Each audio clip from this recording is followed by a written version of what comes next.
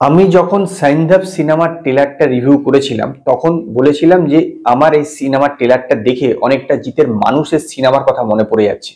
সিনেমাটা দেখবার পরও কিন্তু আমার এই জিতের মানুষের সিনেমার কথাটা মনে পড়েছে, তার কারণে গল্পটার মূল যে কাঠামোটা সেটার সঙ্গে কিন্তু জিতের মানুষ সিনেমার অনেকটা মিল আছে, কিন্তু তার ন্যারেটিভটা আলাদা।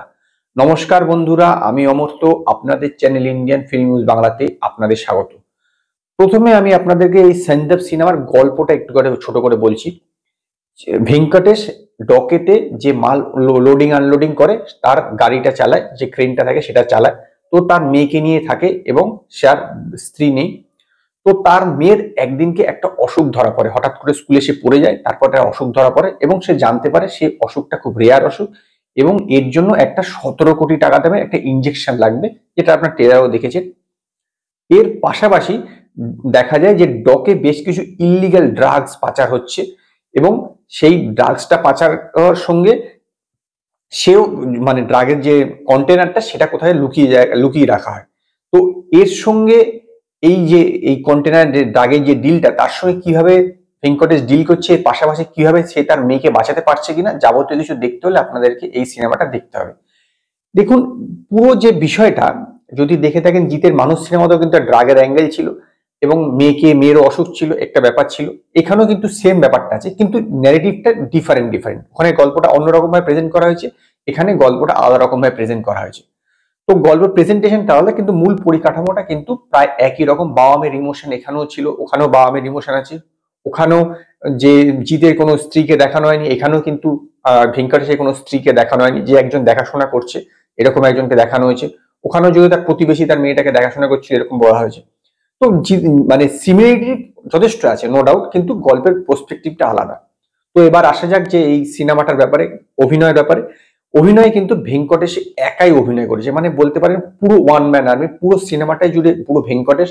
এবং সে বাবা মার সঙ্গে মেয়ের বন্ডিং এর সময় যে অভিনয়, ইমোশনাল অভিনয় খুব ভালো, এবং অ্যাকশন সিনে তো নো ডাউট দুর্দান্ত কাজ করেছে। নো ডাউট পুরো সিনেমাটাই পুরো ভেঙ্কটেশ জুড়ে, এবং ভেঙ্কটেশ খুব ভালো অভিনয় করেছে। এছাড়া যার যার যেরকম রোল সেরকম করেছে। এবং নওয়াজুদ্দিন সিদ্দিকীর রোলটা অনেকটা কিক সিনেমার মতন মনে হবে, কখনো সে ভয় পাচ্ছে, কখনো সে রাগ করছে, এরকম একটা যেরকম কিক সিনেমা ছিল। তো চরিত্রটা সেরকম মানে ডাইমেনশন থাকলো, সেটা কিন্তু যথেষ্ট ভাবে ফোটেনি। মুকেশ ঋষি আছে, অ্যাজ ইউজুয়াল মুকেশ ঋষি যেরকম অভিনয় করে থাকেন সেরকম অভিনয় করেছেন। কিন্তু নওয়াজুদ্দিন সিদ্দিকের রোলটা যে ডাইমেনশনটা ছিল, যেটা কিকের ক্ষেত্রে যেরকম একটা ফুটেছিল, মানে বলতে পারেন ফুটেছিল বলতে দর্শকের কাছে এটা বেশ একসেপ্টেবল হয়েছিল, সেইটা কিন্তু এই সিনেমাটাতে অতটা একসেপ্টেবল লাগেনি সে নওয়াজুদ্দিন সিদ্দিকের চরিত্রটাকে। এবার এবার আসছি যে এর ভালো দিকগুলো। ভালো দিক হচ্ছে শেষের যে অ্যাকশন দৃশ্যগুলো আছে, যে হাফ এন আওয়ার, ওই সময় ইমোশন এবং অ্যাকশনের যে সিনগুলো আছে, অ্যাকশনটা এবং ইমোশন এইটা কিন্তু খুব ভালো এই সিনেমাতে, নো ডাউট দুর্দান্ত হয়েছে। এবং ইন্টারভেল ব্লকের আগে, মানে ইন্টারভেল ব্লকে যে অ্যাকশনটা আছে সেটাও কিন্তু ভালো। এই সিনেমার অ্যাকশনটা হচ্ছে বেসিক্যালি ভালো, বাকি কোনো কিছুই কিন্তু সেরকম একটা অন্তত আমার মনে দাগ কাটতে পারিনি। নো ডাউট ভেঙ্কটেশ ভালো অভিনয় করেছে, কিন্তু বেসিক কথা হচ্ছে এই স্ক্রিপ্ট এবং স্ক্রিন প্লে দুটোই কিন্তু সেরকম একটা জোরালো নয়। অনেক অনেক জায়গাতেই ল্যাগ, এবং প্রথম 1 ঘন্টা একদম ফ্ল্যাট, এতে বেশি টুইস্ট অ্যান্ড টার্ন নেই, পুরোপুরি ফ্ল্যাট। আপনি আগের থেকে বুঝে যেতে পারবেন যে এরপর কি হতে পারে, এরকম জন্য আগের থেকে আপনি প্রেডিক্ট করে ফেলতে পারবেন। এইটা হচ্ছে এই সিনেমার সবচেয়ে বড় ড্রব্যাক। এতে কোনো রকম বিশেষ টুইস্ট অ্যান্ড টার্ন, একদম ফ্ল্যাট বলতে পারেন স্ক্রিপ্টটা। প্রথম 1 ঘন্টাতে একদম জলো মনে হবে আপনার, যে কি হচ্ছে কি না হচ্ছে, একদম জলো ব্যাপারটাকে। কোনো রকম বিশেষ একটা কোনো আপনার মধ্যে ক্রিয়েটই হবে না, যে এক্সাইটমেন্ট, কোনো রকম যে এক্সাইটমেন্ট ক্রিয়েট হবে। এবং যখন যে ওর মেয়েকে যখন এই অসুখ হবে, সেই যে সিনটা, সেই সিনটাও কিন্তু আমার খুব একটা ভালো লাগেনি। মানে যেভাবে দেখানো হয়েছে, মারাত্মক কিছু একটা, এত বড় একটা অসুখ হলো, সেই সিনটাকে যেভাবে টেক করা হয়েছে, যেভাবে প্রেজেন্ট করা হয়েছে, সেটা কিন্তু আমার অতটা ভালো লাগেনি। হ্যাঁ, তবে নো ডাউট অ্যাকশনটা নো ডাউট খুব দুর্দান্তভাবে ডিজাইন করা হয়েছে, যতগুলো অ্যাকশন সিন আছে খুব দুর্দান্তভাবে ডিজাইন করা হয়েছে। এবং এর সিনেমাটোগ্রাফি খুব ভালো, প্রোডাকশন ভ্যালু নো ডাউট খুব ভালো, প্রচুর খরচা করা হয়েছে বোঝাই যাচ্ছে। কিন্তু আলটিমেটলি যে ন্যারেশনটা প্রেজেন্ট করা হয়েছে, সেই ন্যারেশনটা কিন্তু একদমই জমাটি নয়।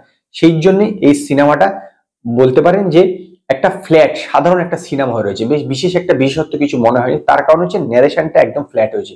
স্টোরিটাও যে মারাত্মক কিছু ছিল সেরকম নয়, কিন্তু এই স্টোরির যথেষ্ট উপাদান ছিল একটা ভালো কিছু করবার, কিন্তু ন্যারেশনটা যেহেতু ফ্ল্যাট হওয়ার জন্য সেরকম ভাবে দর্শকের মনে এটা দাগ কাটতে পারেনি, আমার মনে এটা সেরকম ভাবে একটা দাগ কাটতে পারেনি। এবং সেই কারণে আমি এই সিনেমাটাকে 5-এর মধ্যে 2.5 স্টার দেবো। যদি আপনার সাইন্ড আপ সিনেমাটা দেখে থাকেন তো আপনারা আমায় কমেন্টে জান আপনাদের কিরকম লাগলো। যদি আপনাদের এই ভিডিও পছন্দ হয় তো লাইক করুন, কমেন্ট করুন, শেয়ার করুন, আর নতুন নতুন আপডেটের জন্য আমার চ্যানেলকে সাবস্ক্রাইব করুন।